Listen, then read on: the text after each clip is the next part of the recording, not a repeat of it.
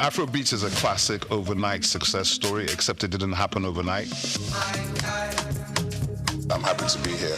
One of the key things about the Omniverse is that it's designed to go beyond an event and designed to be fully something that people can engage beyond the summit.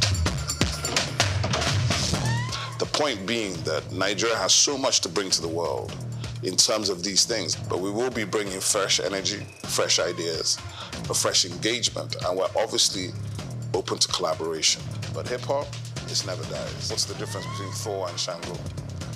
Thor is approaching $50 billion in revenue.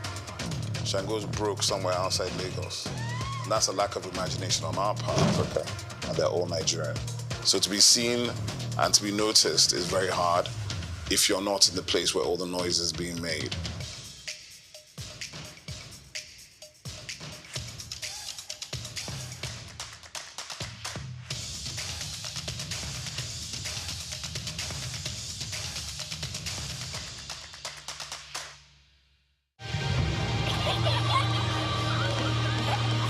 What keeps the heartbeat of a community alive?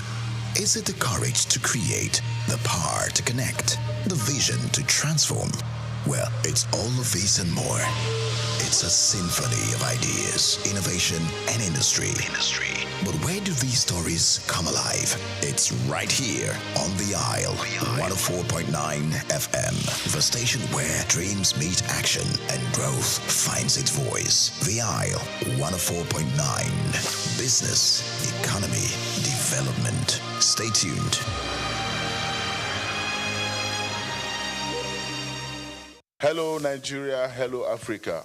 Yeah, this is Sound Man. Keep watching Souq News. My name is Babalola from Excel LED. Keep watching Souq News. My name is Shepherd Michael Adewale Onofuye. I enjoy you all to always watch Souq News TV. Hi, I'm Tom Bogaballs, and please keep watching Souq News. Wale Seriki, SLG Lagos Island East, Souq News. Keep out watching them and keep a lookout for them. They're up and coming, and we're proudly to be affiliated with them. You alone where they make me go crazy. This your love in the cool of my brain. You're my medicine, I need you all day. Yo, it's Blackface Nigeria, and you're watching Souq News TV. Keep it locked on this dial, don't change it. You know what I say? Blackface Nigeria, love no bad.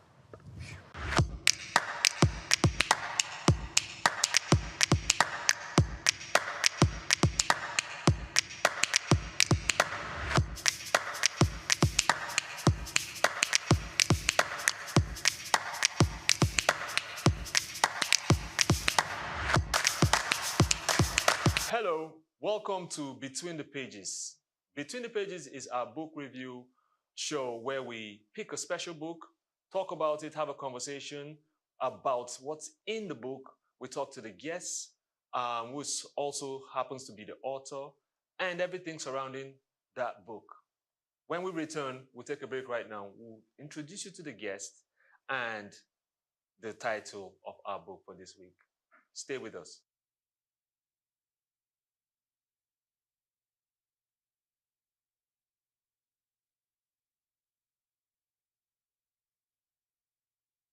Welcome back to Between the Pages, and today we'll be talking about a special book titled Retirement Reinvented. Such a powerful headline and thought-provoking too. And also it has a subtitle, Tips and Strategies for Actively Engaging Your Higher Purpose in Retirement. It's something I have a special question for the author about. So with me, my guest today is the author of this special book, Laja Shoniron. Welcome to the show. Thank you. It's a pleasure to be here, and I believe that in the course of our discussion, we'll be able to look through some of the things in the book. Thank you. We will look through a lot. Also with us today is CEO All Range Reading Academy. And it's so strange that we haven't had a lot of libraries and reading culture going on, which is one of the reasons why this is such a special show. His name is Mr. Ekom Henry Ituama. Thank you. Thank you for having me. It's a pleasure to be here again. You're welcome. So, straight to the point. I have a few questions for you, Mr. Laja. Or should I just say Laja? Yeah, Laja is good. Laja is fine. Thank you. Well, you know, when you go to my village, you don't call elders by their first name. But let us pass with that. So first and foremost, you know, they say usually if you want to hide something from the black man, you hide it in between pages, in the book, in between pages. Are you trying to hide something from the black man? That's a very thought-provoking statement. Actually, the first time I heard it, I was so hungry. Can you tell us why? Because I took it personal when you talk about anything black, anything that has to do with, you know, this, even though I normally would tell myself I'm not a black man, I'm a brown man, but, you know, anything that has to do with, you know, this. So I felt that was an aberration because that some few people don't read does not mean that everybody don't read. And I always say that, you see, when you have a challenge, you will read. And that's true in every case. If you have a recurring malaria, you find yourself looking for, okay, is there a book that I can read? If you know, it's a normal thing. And that's why I believe that books are something that we should not, you know, do away with. And then the fact that when people say hiding something in a book, I'm not hiding anything. In fact, I want more people to know about it. And that's why I put it in a book. Because one of the problems we have in this part of the world is the fact that every generation, and this is a mission or a passion for me, every generation starts from the scratch. And if you look at the other part, the other clan, they are more into documenting, you know, their lives. You see somebody, you know, I watched a video some time ago and I read about this wolf that is now being cultivated to be guard to sheep. It's amazing. These are, serial killers of sheep before. But over the years, they domesticated them and then they now become, you know, and that's because somebody did something, wrote it down, and then the other generation came, built on what was done, and as we speak today, those same wolves, you know, are now guardians for sheep. So I believe that the best way, the trajectory that we should take to develop Nigeria, to develop Africa, is to ensure that everybody writes a book. And I have this saying, if you are 50 and you have not written a book, you are owing humanity. And indeed, I mean it. If you are 50, you have not written a book, you are owing humanity. I have to agree with you. Owing humanity. I like that one. So I must be planning to write a book soon, from what you're saying. Yeah, very important. Okay. Retirement reinvented. Why this book? Why is this so important now? Retirement reinvented. Okay. Let me just back up a little bit. About 18, 19 years ago, I am a man of many things. I started out as an accountant and coming from a family of tailors. My mom was a seamstress, so I was making clothes. So I had some clients in Ikoyi. And then I had gone there to see one of my big clients, you know. And on my way, I saw these elderly people, you know, sitting somewhere in Ikoyi. And I was really taken aback. All these old people, what are they doing here? And somebody now said, oh, they came to do their pension, something like that. And I felt, why would they subject them to this kind of, you know, treatment? And, you know, I got a little bit, I'm being a bit of an emotional person. It got to me. So a few days after, I heard on the news that some elderly people died, you know, while, you know. So that's, in fact, made me so emotional. And in fact, in me, you know, and I started really being very agitated. And in the course of being agitated, I had this thing in my spirit that said, don't pity them. I was like, pardon me? I mean, I was alone, so I was like, who said that? Okay? Of course, I thought it was one devil that is. And then he said, they got what they deserved.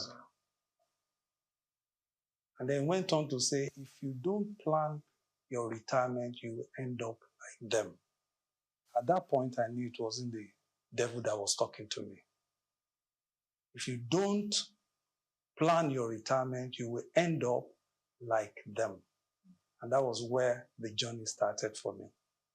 And every opportunity I had since then, any opportunity, the first opportunity I had to do training was for MPA, and it was for people that have been, eased out of employment. So I did retirement planning, entrepreneurship, and stuff like that.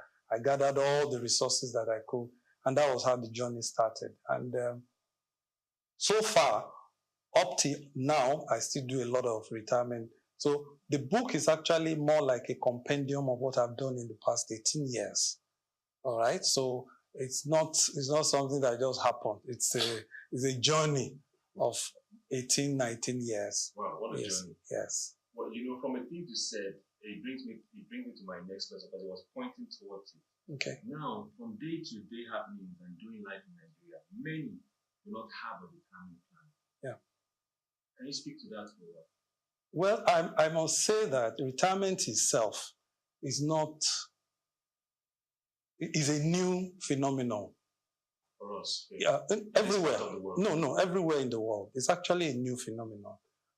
It actually started with the Roman Empire, and the essence of having a retirement stuff, it wasn't even planned. It was like, oh, okay, these people, these soldiers, they are no longer in active service in order to buy their loyalty. So the Roman Emperor, will give them a stipend just to keep them at bay so that they don't revolt. But at the turn of the, I think, 19th, 20th century, I think it was the German government that took up, this issue of retirement. And then at the turn of the 20th century, Europe, UK, America took it up and then blew it, and it became something that everybody's talking about. And when you come to Africa, the African context, there's nothing like retirement, because we work until we can't walk again. Exactly. So it is a new thing. I mean, we must understand that in African culture, and then even if you go the religious, if you look at the Bible, you look at the Quran, you look at all the Eastern religion, you find that there's no retirement. That's interesting. No retirement. Exactly. Let's hold that. You don't want to work till you go. Of course. So it's still between pages. Let's take a break right now. When we return, we'll continue this conversation. Stay with us.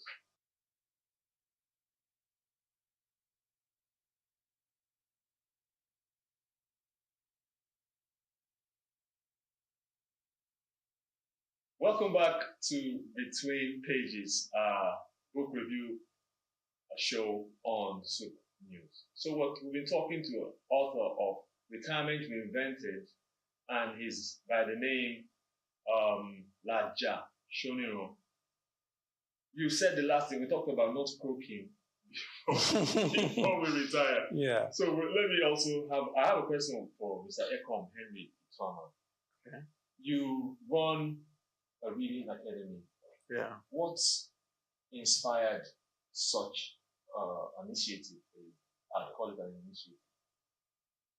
Yeah, thank you. We went into Reading Academy to help to cultivate the quest and the desire for reading. Precisely, we went into this academy to encourage young people, adults, primary school, secondary school, to set up a reading unit in their schools. You know, it's part of our corporate social responsibility as a book dealer, as a library consultant. We deal on books. So we felt there was need when we saw the climate and the culture around, where students were becoming apathetic to reading. So we started going to schools, primary schools.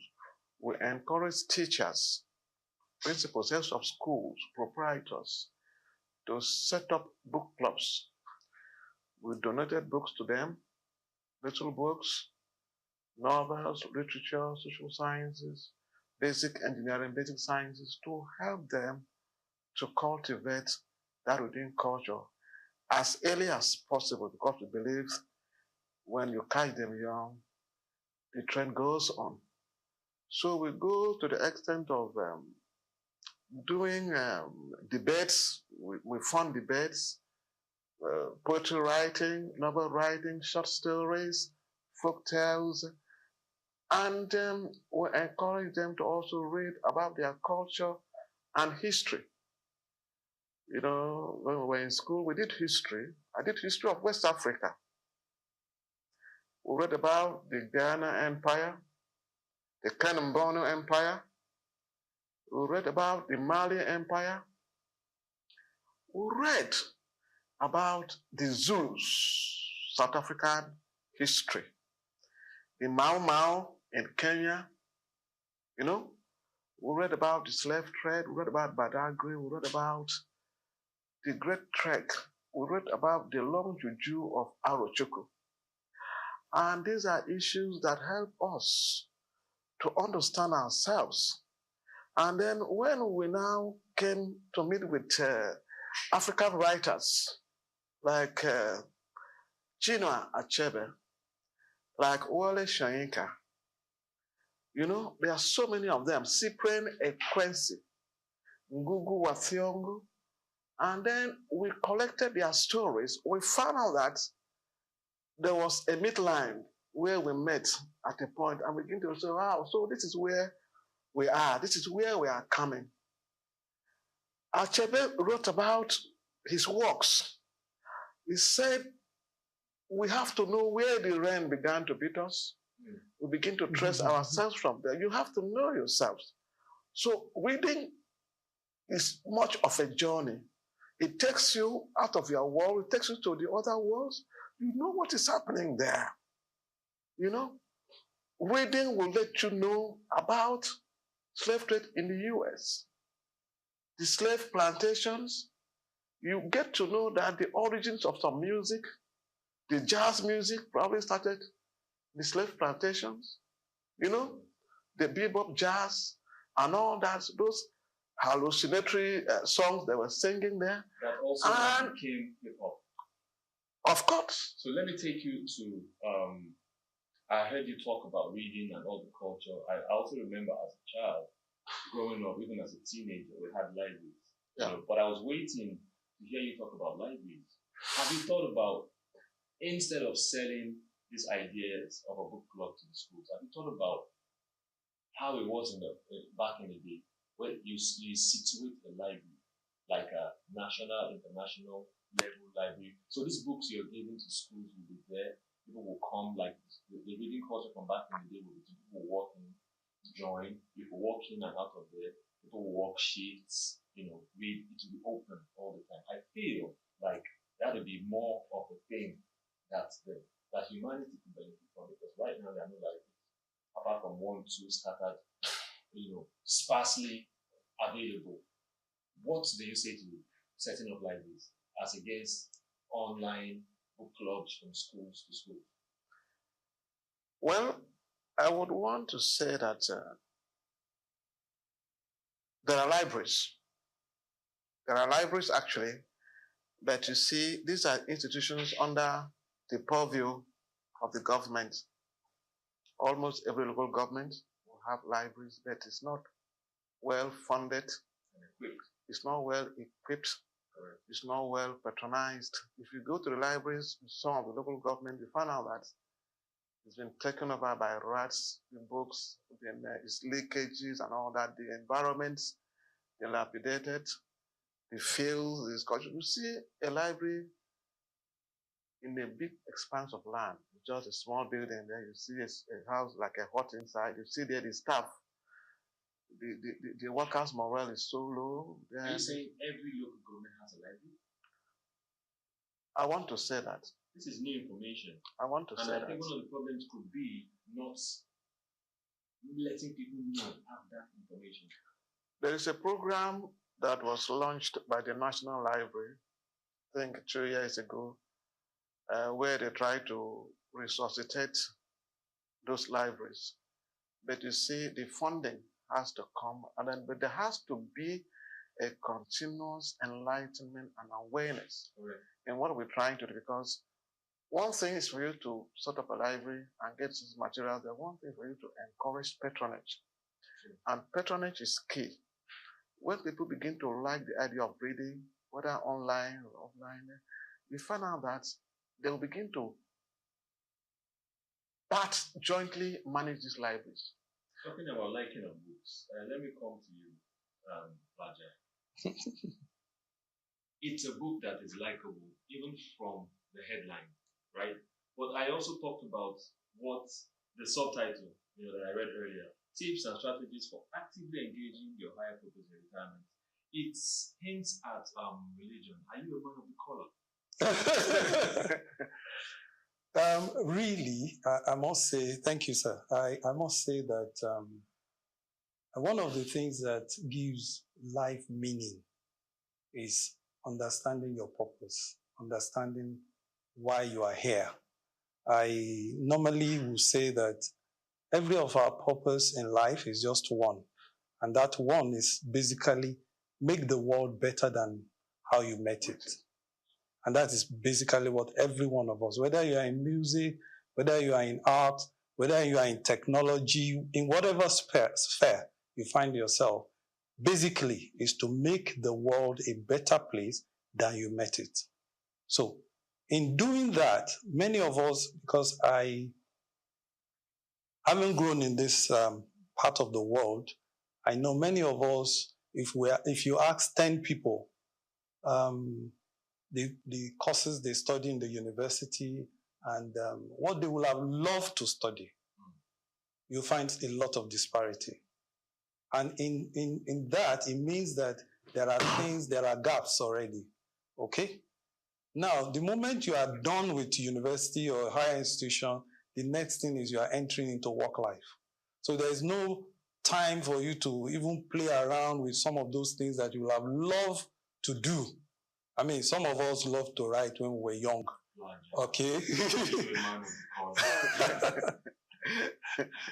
Well, I mean, every child of God, as in, if you're a Christian, you're a man of the color. That's the way I see it. Yeah. Okay, there goes my answer. Okay. Lastly, I want you to wrap up this question. There's your written rule that people retire into churches. People retire into church work. And for many, it's a misnomer. What do you speak to this?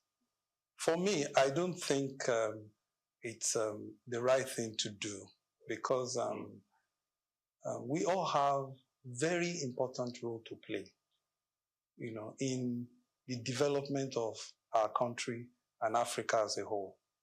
Now, when you look at somebody who has done 35 years, take for instance, in the corporate world, 35 years, and then after 35 years, he's been retired. That means 35 years of experience is just going to life down somewhere, fallow, unused. We remember not too long ago, some generals, some very high profile military officers were retired. Now, these are people that Nigeria has invested so much into. And you are saying they should just go home and go and do nothing. And now some of them will now go and maybe begin to serve in a church or in a mosque and all of that. I think personally, it's a misuse of potentials, a misuse, of capability, a misuse, of capacity. I agree with you. Yes. So lastly, what do you want the takeaway to be from Retirement Reinvented? Retirement Reinvented. Thank you, sir. Don't mind me. I am a teacher, and so okay. In a few words. All right. For want of time. Okay. Retirement Reinvented is a book that everyone, whether you are in your 50s, you're in your 60s, you are retired, you need to go through this book. And it's a compendium, 18 years of study, 18 years of writing, and then we have it here. And I want you to be part of it. I want you to see it. A lot of people have come telling me, even yesterday I got a message from a 70-something-year-old woman who just finished reading the book and said, this is a fantastic job and all of that. And the book, our consultants will tell us where to get the book because he's the one that is, in charge. Actually switch and yes. Talk to us in a few seconds about where we can get the book. Yeah, this book can be bought at our bookshop at Ojuelegba, all range professional bookstores, 24/5 Western Avenue, Ojuelegba bus stop. I wanted to drop a nugget about the book. Please. And having gone through this book, I found out that it has helped in moving us away from the traditional thinking about retirement.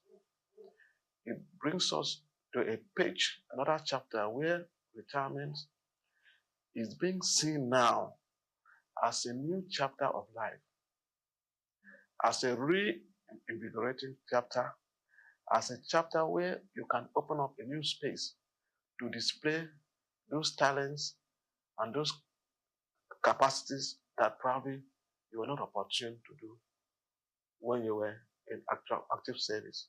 So it's not just a time to rest and relax and all that. You can actually do much more on retirement after reading this book. Thank you so much, Mr. Ituama, CEO of All Range Reading Academy. And also thank you, Raja Shoniro, author, Retirement Reinvented. So viewers, we've come to the end of our show, Between the Pages. Same time next week, keep a date with us as we'll be reviewing yet another very excellent book. Bye for now.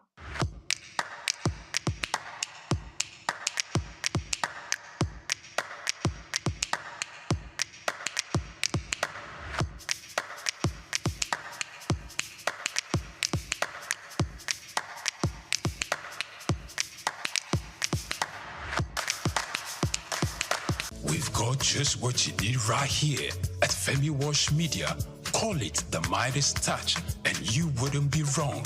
Let us record, produce, mix, and master your audio like nobody does. Reach us on our contact today for the best quality job.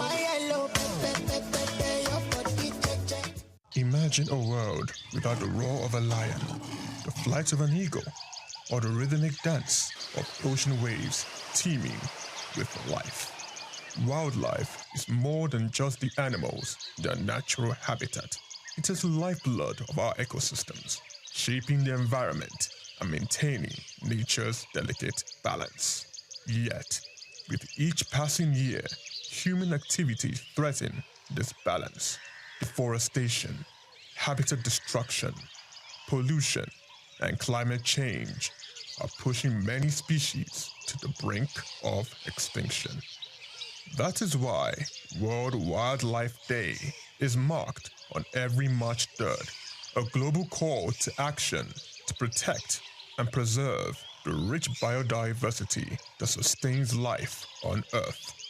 It is a reminder that wildlife is not just about the animals, it is about us, our survival, our food, our medicine, our future. Wildlife Conservation Finance, investing in people and planet, shines on a spotlight the urgent need for sustainable funding to protect ecosystems. It highlights the role of financial investment in safeguarding both wildlife and human livelihoods, because When we invest in nature, we invest in ourselves. From individuals to policymakers, businesses to conservationists, every tree saved, every habitat protected, and every species conserved is a step towards securing a healthier planet for future generations. As humans, let's act before it's too late. The fate of wildlife is in our hands, and in saving them, we just might be saving ourselves. Chike Okolo, Souq News Television.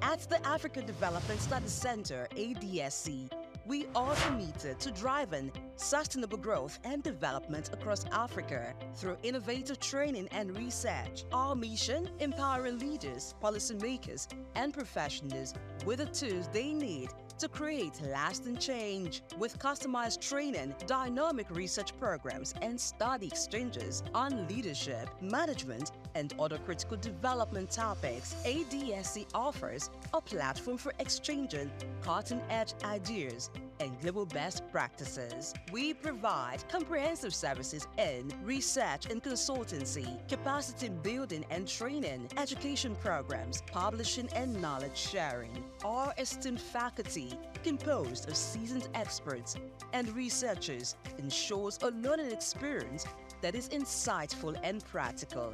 We specialize in policy development, implementation strategies, and monitoring and evaluation. At ADSC, learning is engaging and enjoyable. Our unique methodology includes talks, interactive exercises, games, video screenings, and lively seminar discussions, all in a comfortable and friendly environment. For more information, email us at info@adstudiescenter.com or call +234 912 039 2362. Visit our website, www.adstudiescenter.com, to explore our programs and upcoming events. Africa Development Studies Center, rethinking development for Africa.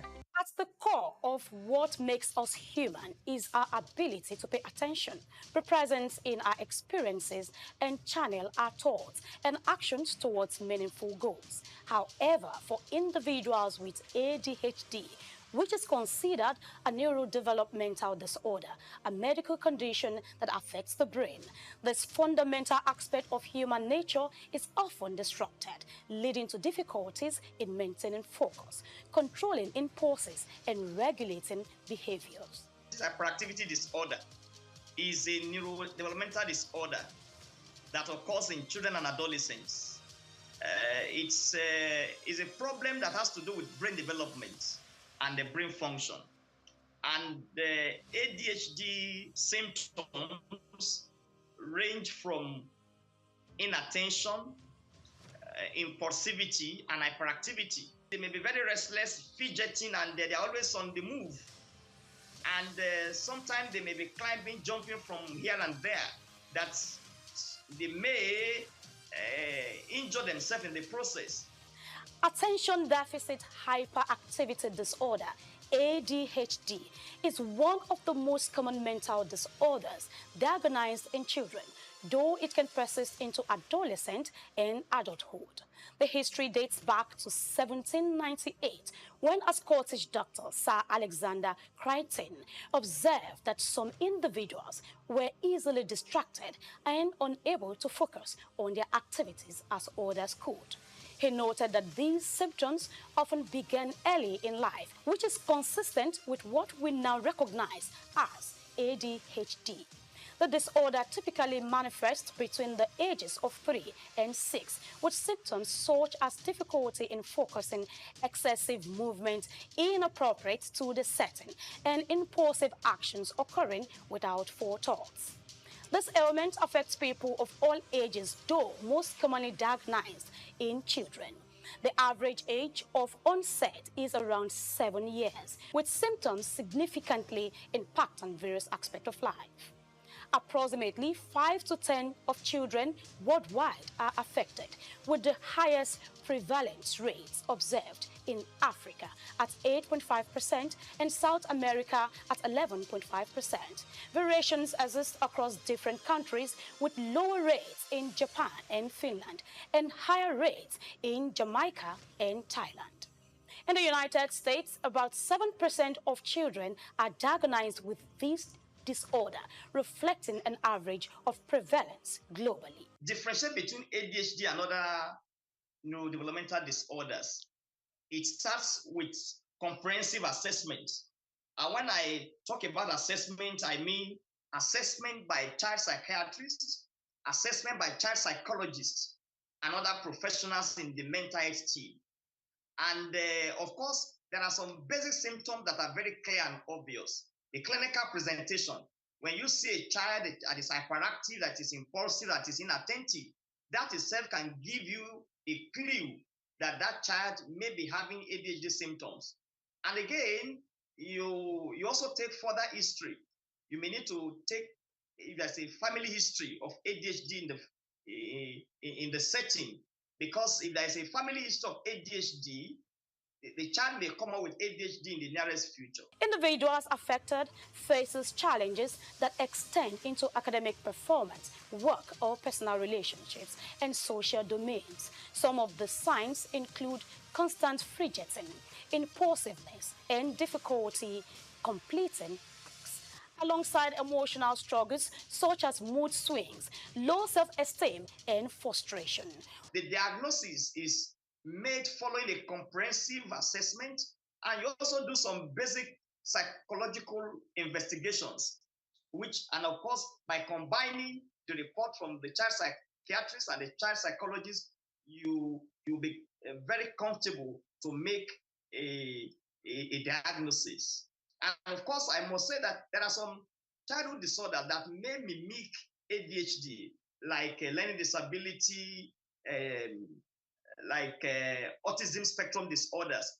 But the symptoms of ADHD are so very obvious that when you see a child that is hyperactive and oftentimes restless, oftentimes impulsive and unable to follow instructions, that should give you a high index of suspicion that that child may be struggling with attention deficit hyperactivity disorder. While it's not a physical ailment like a broken bone, it is a real condition that is frequently accompanied by other conditions such as major depressive disorder, anxiety, substance abuse, learning disabilities, conduct disorder, and oppositional defense disorder, which complicates the management and treatment of the disorder. Treatment for ADHD typically involves a combination of medical, therapy, and behavioral interventions. Stimulants are also the most commonly used, with 70 to 80% of children experiencing symptoms relief. Cognitive behavioral therapy, anger management, and family therapy are key in managing symptoms, along with educational interventions that enhance coping strategies and organizational skills. While these treatments help manage ADHD, they do not cure it, highlighting the need for ongoing support and personalized care. Attention Deficit Hyperactivity Disorder, ADHD, is a complex condition with far-reaching effects on behavior, cognition, and emotional well-being. Continued research and effective treatments are vital in helping those affected lead fulfilling lives and contribute meaningfully to their society. Grace Komolafe, Souq News TV.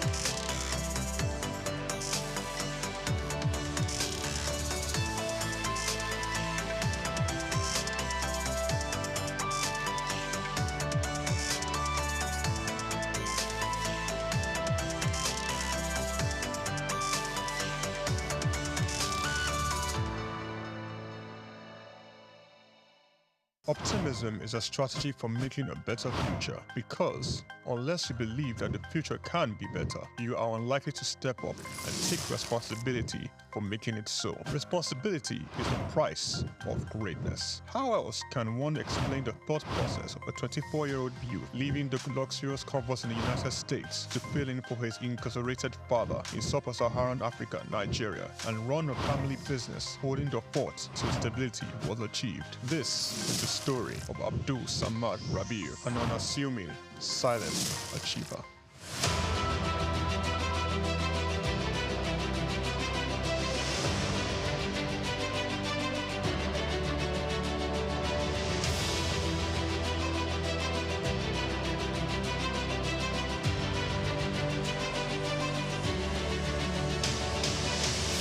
Abdul Samad Rabiu attended Capital University, Columbus, Ohio, and returned to Nigeria to oversee the family business when his father, Ishaku Rabiu, was detained by the administration of General Muhammadu Buhari for allegedly not paying the rice report's duties. Not only was his father under investigation, the family business was under scrutiny. These harsh realities of being thrust right into the middle of it all shaped the young man's resolve to hard work in silence. Abdul Samad Rabiu is the son of one of Nigeria's foremost industrialists, late Khalifa Ishaku Rabiu, founder of Ishaku Rabiu and Sons Group, a family-operated holding company with a history of investment in manufacturing, insurance, banking, and real estate. In the 1970s, the group invested in manufacturing, with its first investment being the Kano Suits and Packaging Cases Company, a factory producing suitcases and handbags. In 1972, the Bagauda Textile Mill, manufacturing woven clothes for uniforms, importing and trading in different segments of the economy, including frozen food service, sugar, and a motor vehicle and parts distribution company specialized in Daihatsu products. Abdul Samad Rabiu was born with a very big silver spoon in the ancient city of Kano on the 4th day of August in 1960, 57 days to Nigerian independence. 24 years later, responsibility beckoned. He was in the family business till 1988. Abdul Samad Rabiu, following in the steps of the family business to establish BUA Bois International Limited in 1988. Solely for commodity trading, Bois International Limited imported rice, edible oil, flour, iron, and steel. The much-needed wins to his sale came in 1990. The government, owners of the Dettol Steel Company, got into a contract with Bois to supply its raw materials in exchange for finished products. This was the young company's much-needed windfall. Bois expanded further into steel, producing pellets, importing iron ore, and constructing multiple rolling mills in Nigeria. Nigerian Oil Mills Limited, the largest edible oil processing company in Nigeria, was sadly bought by Bois in 2005. Bois started 2 flour milling plants in Lagos and in Kano. By 2008, Bois had broken an 8-year monopoly in the Nigerian sugar industry by commissioning the second largest sugar refinery in sub-Saharan Africa. In 2009, the company went on to silently acquire a controlling stake in a publicly listed cement company in northern Nigeria, Sokoto Cement, and began to construct a $900 million cement plant in Ogu-Obela, Edo State, completed and commissioned in 2015, which was at that time the single largest non-oil investment in South Nigeria, and had a capacity of 6 million metric tons per annum upon completion of the second line. This was followed by a new 1.5 million metric tons line in Sokoto in 2018 and another 3 million metric ton line, which commenced in 2020 and was commissioned in 2022, bringing the total installed capacity for his cement holdings to 11 million metric tons as of January 2022. Abdul Samad Rabiu is very entrenched with his family in business, having over 40 siblings. His younger brother, Rabiu Ishaku Rabiu, was the CEO of IRS Airlines Limited, an airline based in Abuja, Nigeria. It operates scheduled domestic passenger services. Its main base was Nnamdi Azikiwe International Airport. The airline was established in 2002 and started operations in March 2002. and ceased operations in 2013.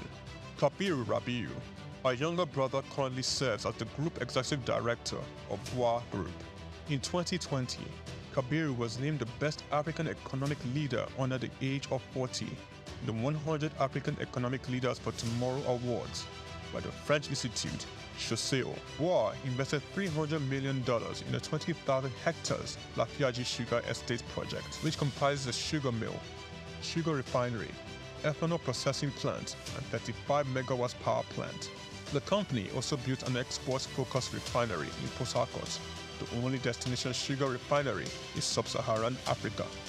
Abdul Samad Rabiu is constructing a 200,000 barrels per day petrochemicals refinery in Akwa Ibom State, Nigeria. The agreement was signed with Access of France in August 2020 for the refinery aimed at serving Nigeria and the West African petroleum refining needs. It is expected to be completed and operational by 2025. The privately owned Omu Obela Cement Company was in January 2020 merged with the publicly listed Cement Company of Northern Nigeria, where Abdul Samad Rabiu already held a controlling stake in the $3.3 billion transaction, and BUA Cement PLC was born. Abdul Samad consolidated all his food businesses in sugar, edible oils, rice, flour, and pasta milling into a new company, BUA Foods PLC. In December 2021, it was listed on the Nigerian exchange. BUA Foods emerged as a consumer goods leader in market capitalization, experiencing a phenomenal 206% year-to-date appreciation. Share prices soared from 65 naira per share in December 2022 to the current value of 379.9 naira per share as at 24th March 2024. In terms of fundamentals, BUA Foods exhibited robust financials with a 54% increase in profits to 105.6 billion naira in the first 9 months of 2023. Revenue witnessed an impressive 80.95% year-on-year growth, reaching 524.428 billion naira, and return on average equity stood at 43.42%. Despite challenges, Rabiu strategically increased his direct shares in BUA Cement by 56.37%, totaling 96.12% ownership. This move, executed on June 26, 2023, demonstrates Rabiu's confidence in his company's future growth. BUA Foods PLC and BUA Cement PLC companies are among the top 10 most valuable publicly listed companies in sub-Saharan Africa.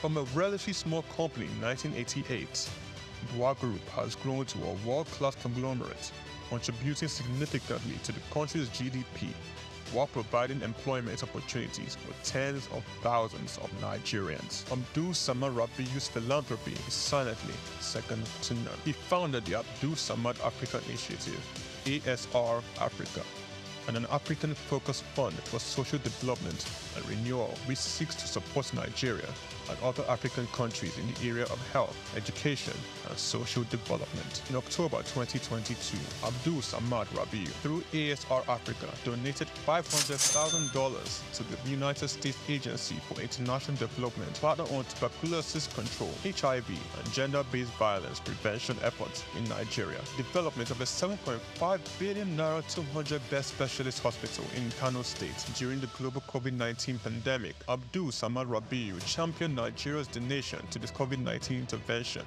by a single individual or corporate donating, amongst other things, 1.35 billion naira to the COVID private sector coalition, 300 million naira to the Presidential Task Force on COVID-19, over 1 billion naira in cash donations to 10 state governments across the country, 70 ambulances, medical equipment, face masks, provision of foodstuffs for over 1.5 million persons in Kano, Lagos, and River States. ASR Africa Initiative donated a 4 billion naira police hospital in Abuja and donated 1 billion naira each for 6 universities across Nigeria through the ASR Africa Tertiary Education Grants Scheme for infrastructural development. The beneficiaries of the 6 billion naira tertiary education grant schemes are Ahmadu Bello University, University of Ibadan, University of Maiduguri, Nnamdi Azikiwe University, University of Ilorin, and the University of Benin. ASR Africa Initiative also donated 2.5 billion naira each through its tertiary healthcare development grants for health projects across 4 geopolitical zones in the country. These are in addition to 5 billion naira donated to build the first teaching hospital in Akwa Ibom State, donated 10 billion naira to the Security Support Fund of the Nigerian government.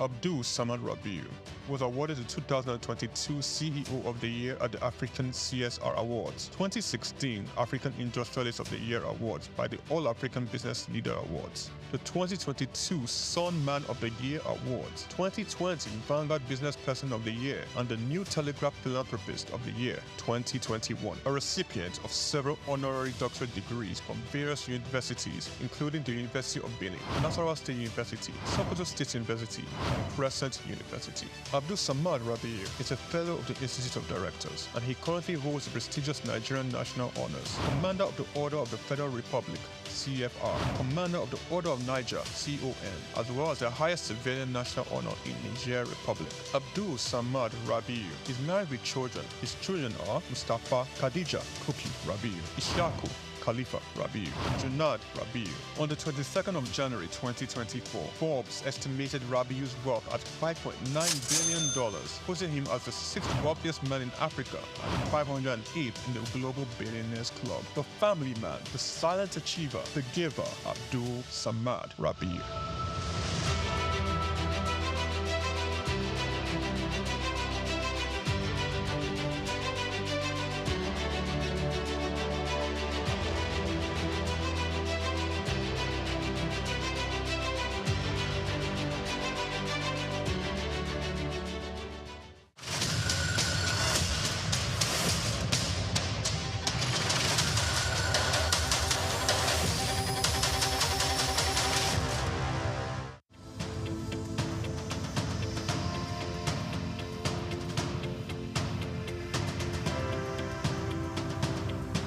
Eko Atlantic has become Nigeria's most sought-after city for its high-end infrastructure, prestige, and well-planned city layout, as reflected in an 8-lane boulevard, about 13 internal bridges, underground cables, and green footprints defined by over 30,000 trees. Additionally, having a building in the city has become a trend among